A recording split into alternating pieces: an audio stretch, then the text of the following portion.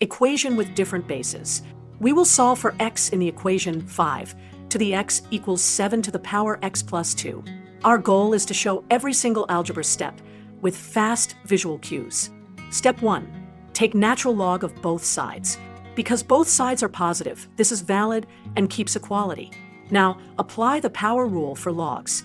The exponent moves down as a factor. Step 2. Distribute the log of 7 over x plus 2. Step 3. Collect all x terms on the left.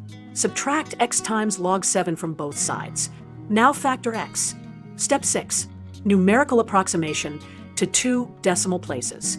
Natural log of 7 is approximately 1.94591. Natural log of 5 is approximately 1.60944. Therefore, the denominator, ln 5 minus ln 7, is about negative 0.33647.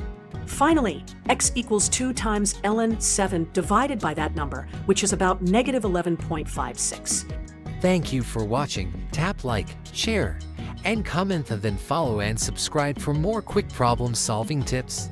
Let's make maths simple, one video at a time, only on MyVerse Maths.